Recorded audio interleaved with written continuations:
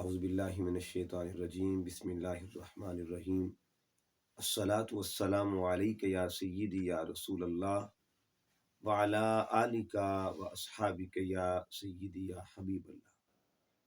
معزز و محتشم سامعین و حاضرین، اللہ رب العزت کے فضل و کرم، آقائے دو جہاں صلی اللہ علیہ وآلہ وسلم کے نالین پاک کے توسل سے ہم ایک سلسلہ کا آغاز کر رہے ہیں، اور اس سلسلہ کا موضوع ہوگا تقریری نکاح۔ اس حوالے سے وہ احباب اور وہ دوست جو خطابت کا شوق رکھتے ہیں، خطابت کا ذوق رکھتے ہیں، ان کے لیے انشاءاللہ العزیز ترتیب کے ساتھ موضوعات تیار کیے جائیں گے۔ تو آج ہم سب سے پہلے جس موضوع سے آغاز کر رہے ہیں اس کا عنوان ہے باپ کی دعا۔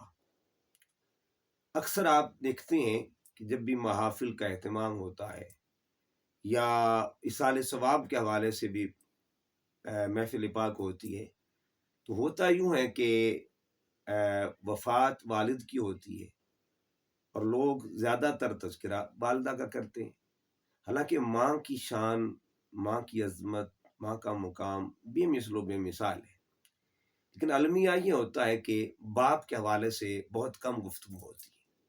انشاءاللہ العزیز باپ کی شخصیت کے حوالے سے اور ماں کی شخصیت کے حوالے سے الگ الگ مضامین جو ہیں اس کا ذکر کریں گے۔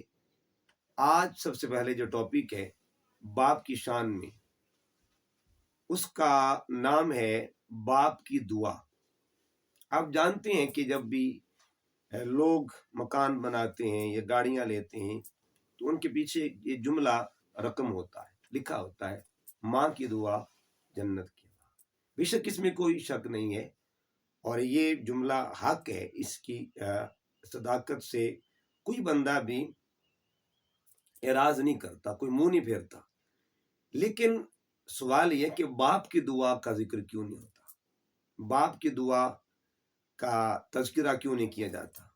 آج باپ کی دعا کے حوالے سے انشاءاللہ ایک بہت خوبصورت مضمون قرآن و سنت کی روشنی میں بیان کرنے جا رہے ہیں۔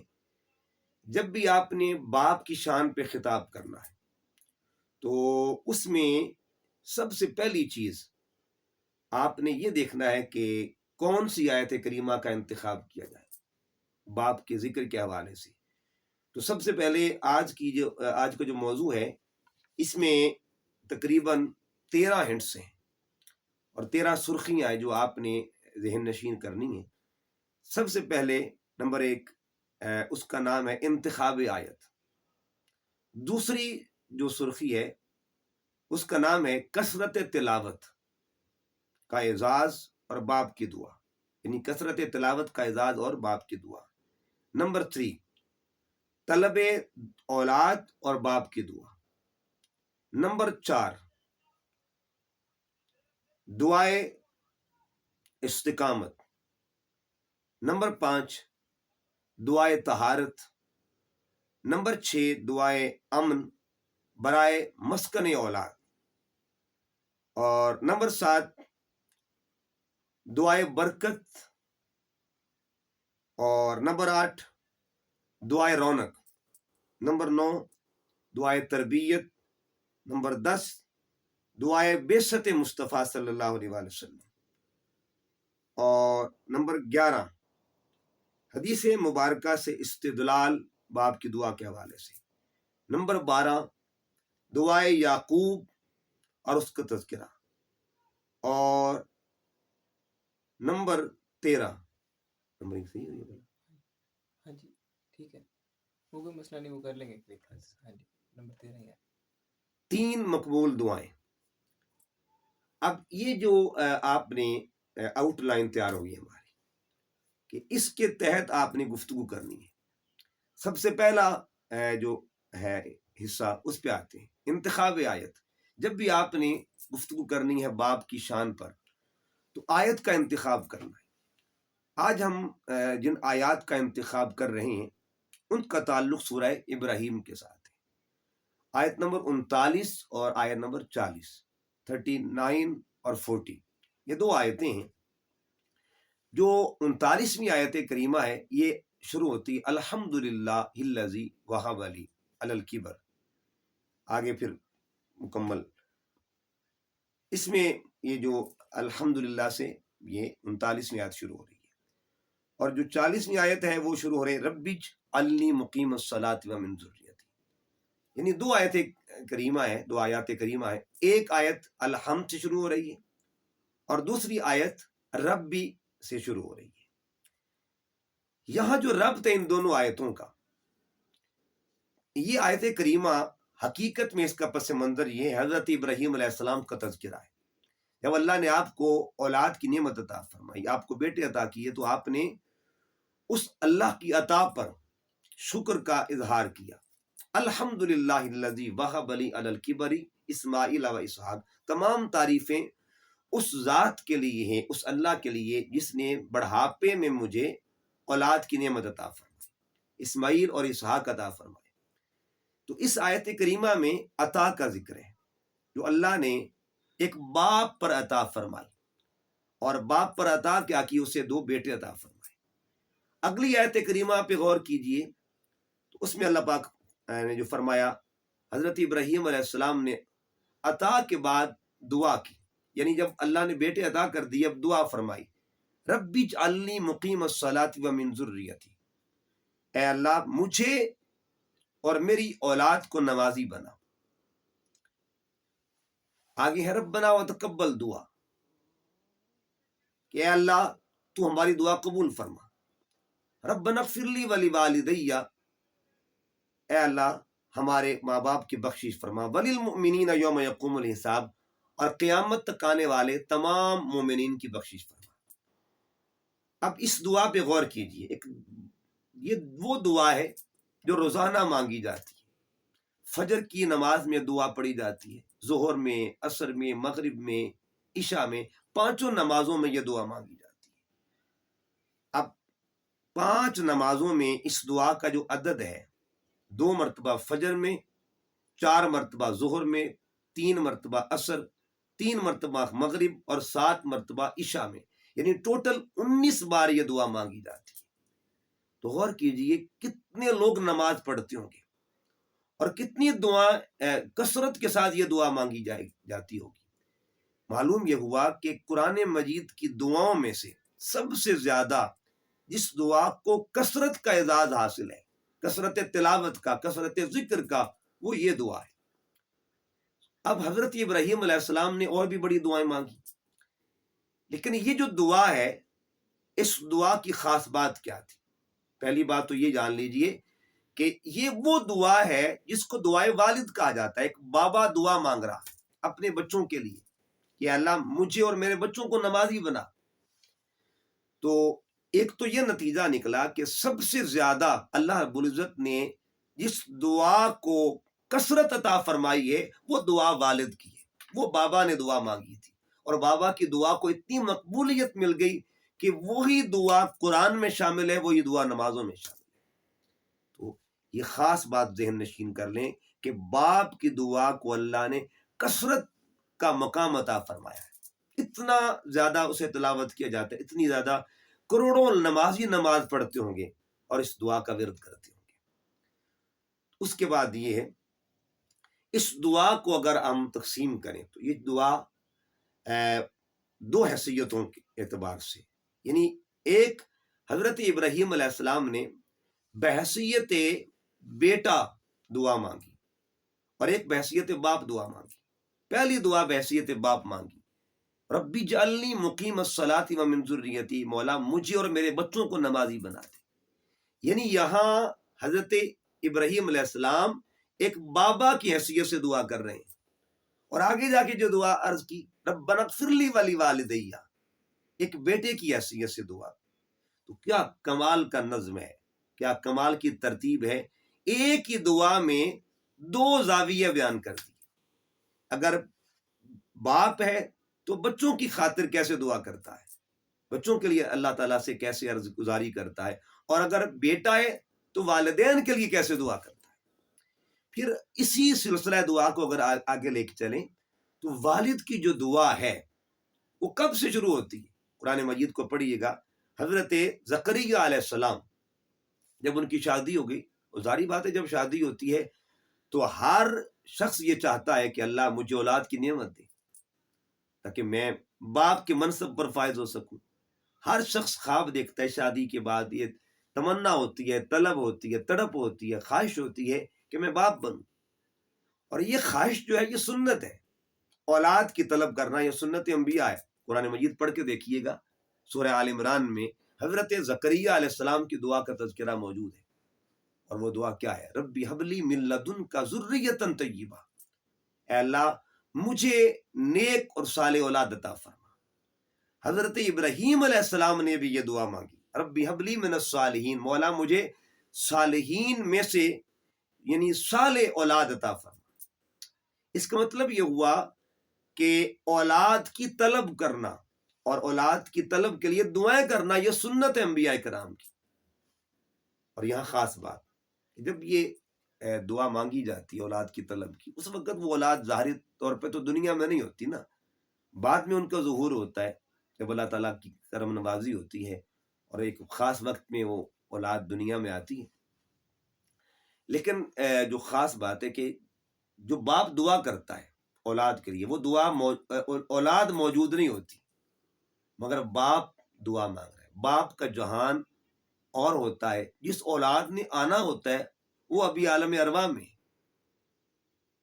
تو اولاد کا جہان اور جس نے دنیا میں آنا ہے، باپ کا جہان اور. ایک بابا ہو کر اولاد کی دعائیں کرتا ہے، یہ نہیں سوچتا کہ جہان کیسا ہے.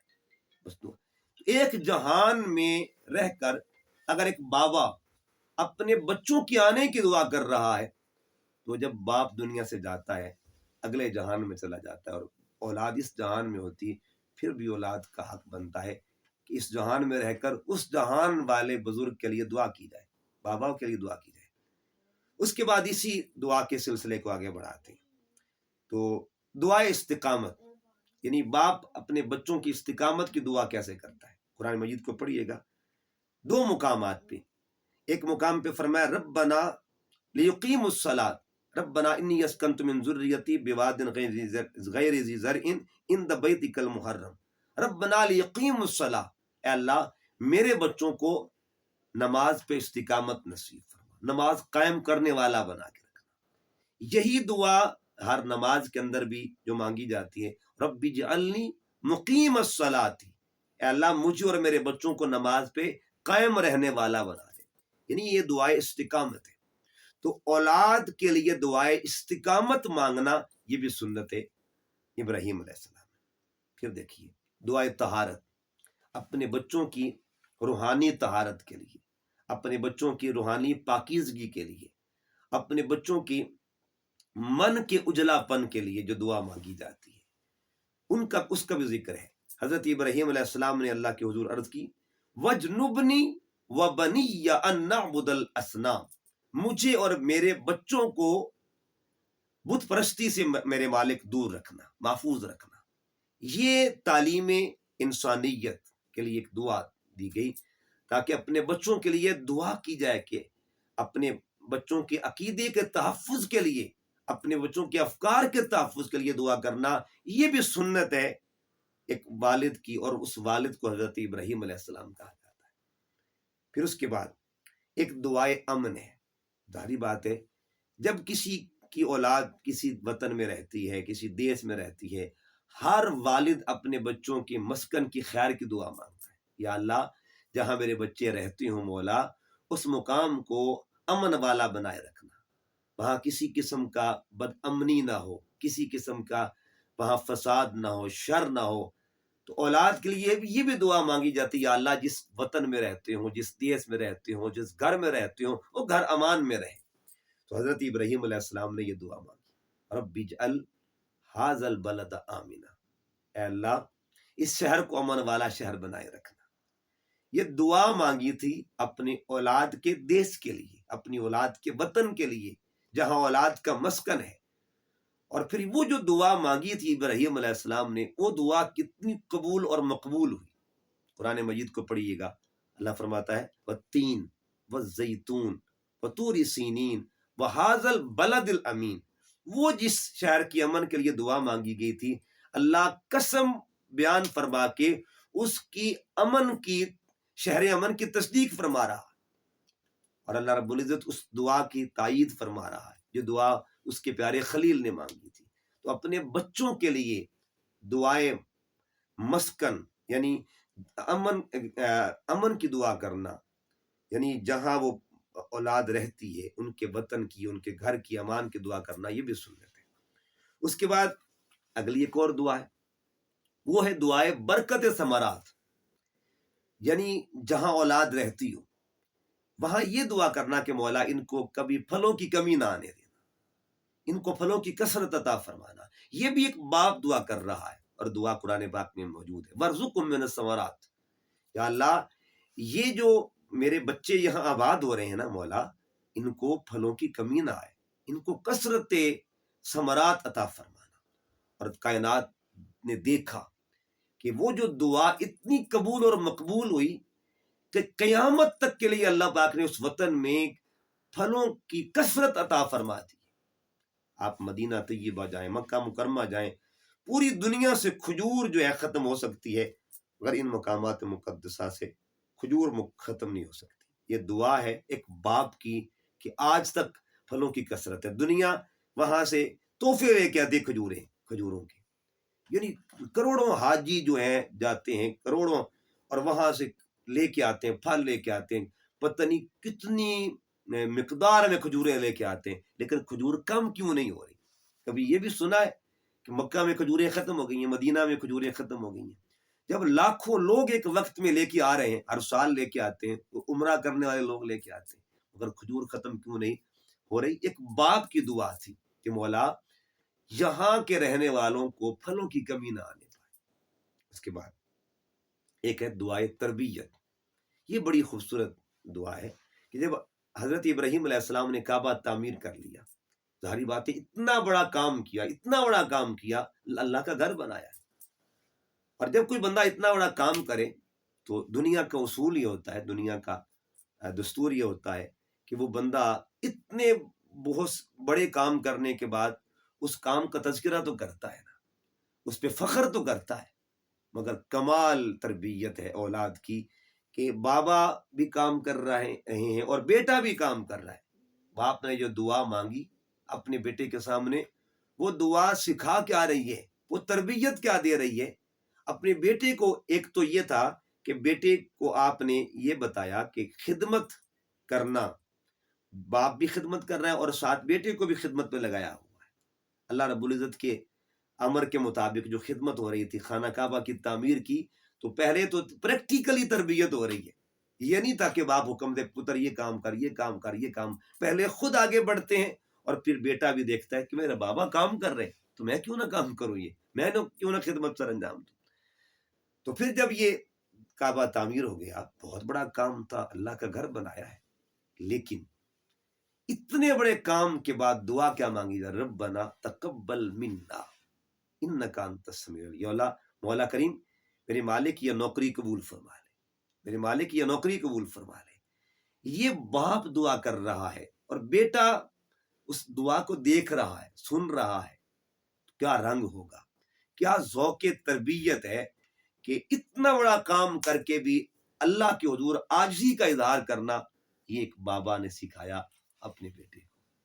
اس کے بعد ایک اور دعا ہے، اور یہ بڑی دعاؤں میں اگر اس آپ کو سید الدعا کہا جائے تو یہ بھی کم نہیں ہوگا، بڑی بڑی دعائیں مانگی گئی، لیکن یہ وہ جو دعا اب مانگی جا رہی ہے نا، جس کا تذکرہ آپ میں کرنے لگا ہوں، یہ دعا کمال کی ہے، اور اس دعا میں اللہ سے مانگا کیا۔ پہلے جتنی بھی دعائیں ایک بابا نے مانگی ہیں، کسی دعا میں اولاد کی تربیت کے حوالے سے ذکر کیا، کسی دعا میں اولاد کی طہارت کے حوالے سے ذکر کیا، کسی کی دعا میں اولاد کی برکت، اولاد کی طلب، یہ ساری دعائیں مانگی، کبھی کسی نعمت کا تذکرہ، کبھی کسی نعمت کا تذکرہ، لیکن اب جو دعا مانگی جا رہی ہے نا، اس میں ایک جزوی نعمت کا ذکر نہیں ہے، بلکہ اس نعمت کا ذکر ہے جس نعمت کے سبب کل نعمتیں وجود میں آئی، اللہ رب العزت نے عطا فرمائی اس نعمت کے صدقے۔ اور وہ نعمت کون سی نعمت ہے؟ ایک بابا اللہ کے حضور بہت بڑی دعا کرنے جا رہے ہیں، بہت بڑی دعا مانگنے جا رہے ہیں، اور وہ دعا پہلے پارے میں موجود ہے، ربنا وبعث فیہم رسولا۔ اگر کوئی پوچھے نا کہ باپ کی دعا سے کیا ملتا ہے، اس آیت کی روشنی میں پتہ چلتا ہے کہ باپ کی دعا سے مصطفیٰ ملتا ہے، باپ کی دعا سے حضور کی آمد ملتی ہے، باپ کی دعا سے بعثت مصطفیٰ ملتی ہے، باپ کی دعا سے نبیوں کا سردار مل رہا ہے۔ اس لیے یہ حدیث مبارکہ بڑی مشہور حدیث پاک، معروف حدیث پاک ہے۔ آقا علیہ السلام فخر سے فرمایا کرتے تھے، انا دعوت ابی ابراہیم، میں اپنے بابا ابراہیم کی دعا ہوں۔ یعنی حضور علیہ السلام اپنی آمد کو باپ کی دعا کے ساتھ منسوب کر رہے ہیں، اپنی ولادت کو، اپنے ظہور کو بابا کی دعاؤں کے ساتھ منسوب کر رہے ہیں۔ یا آقا علیہ السلام نے بھی یہ اظہار فرمایا کہ میں بابا کی دعا بن کے آیا۔ تو ماں کی دعا سے اگر جنت کی ہوائیں ملتی ہیں تو باپ کی دعاؤں سے مصطفیٰ کریم کی ذات ملتی ہے، حضور کا وجود اطہر ملتا ہے امت کو۔ اس کے بعد ایک اور بڑی خوبصورت دعا ہے، اور یہ ہے دعائے یعقوب۔ یہ تربیت کے حوالے سے بڑی اہم بات ہے۔ یہ سورہ یوسف جب ہم پڑھتے ہیں تو سورۃ یوسف کی آخری جو رکوع ہے، سیکنڈ لاسٹ رکوع، اس میں یہ ذکر موجود ہے کہ جب سارے بھائیوں نے ظلم بھی کر لیے تھے یوسف علیہ السلام کے حوالے سے، معاملات جو ان کے تھے، اور جب ایک مقولہ مشہور ہے کہ صبح کا بھولا ہوا شام کو گھر آ جائے تو اسے بھولا نہیں کہا جاتا۔ اللہ جسے توفیق توبہ عطا فرما دے، اللہ نے ان کو بھی وہ توفیق عطا فرمائی بھائیوں کو۔ تو یہ سارے مل کے آتے ہیں بابا کی بارگاہ میں۔ یہاں جو تربیت قرآن دے رہا ہے اور قرآن جو تعلیم دے رہا ہے، اکثر ہمارے ہاں کیا ہوتا ہے کہ ہم دعائیں کروانے کے لیے باہر چلے جاتے ہیں۔ اللہ کے سارے نیک بزرگ بندے جو ہیں وہ ہمارے سر کا تاج ہیں، ان کی عظمتیں، ان کی شانیں، ان کے مقامات ورا الورا ہے۔ لیکن کبھی یہ بھی غور کیا ہے کہ گھر میں بھی دو بزرگ بیٹھے ہوتے ہیں، گھر میں دو مرشد بیٹھے ہوتے ہیں، ایک مرشد والد ہوتا ہے، ایک مرشدہ والدہ ہوتی ہے، تو حق بنتا ہے کہ ان سے دعا کروائی جائے، ہمارا حق بنتا ہے۔ یہ دعاؤں کے مرکز ہوا کرتے ہیں، ان کی دعا کا اثر کیا ہے؟ اب ذرا قرآن مجید کی ترتیب سنیے گا آیت کریمہ میں، کہ جب سارے بھائی مل کے آتے ہیں نا بابا جان کے پاس، میں کس مقصد کے لیے اکٹھے ہوئے؟ دعا کروانے کے لیے آ رہے ہیں بابا کے پاس۔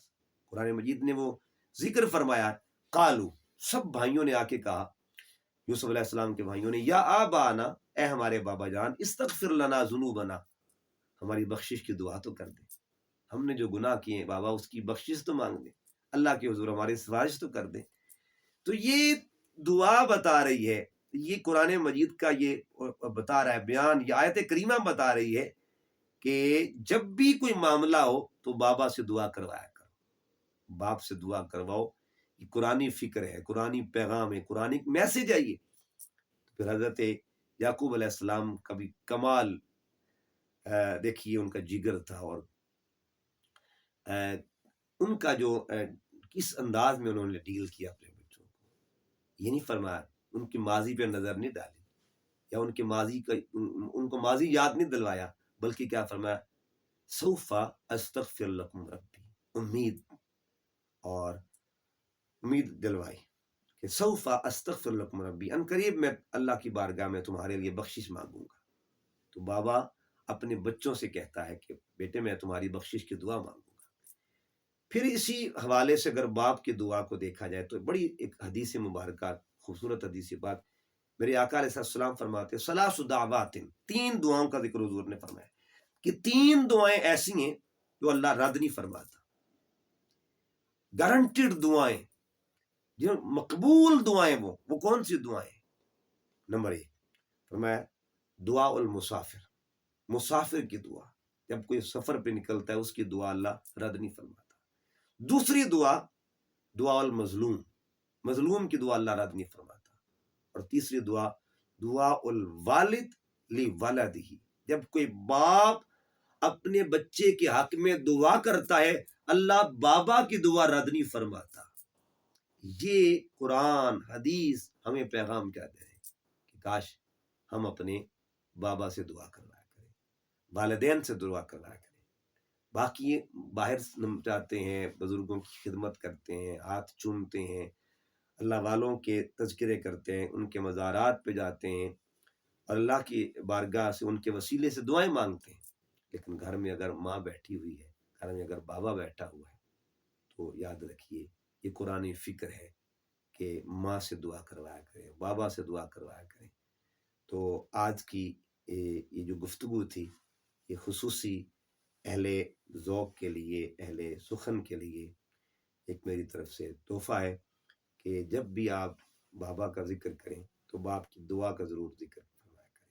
اللہ پاک جن کے والد زندہ ہیں ان کو مزید زندگی عطا فرمائے، اور جن کے والد دنیا سے جا چکے ہیں اللہ درجات کی بلندیاں عطا فرمائے۔ انشاءاللہ والد کے حوالے سے اگلے مضمون کے ساتھ حاضر ہوں گے۔ السلام علیکم ورحمۃ اللہ۔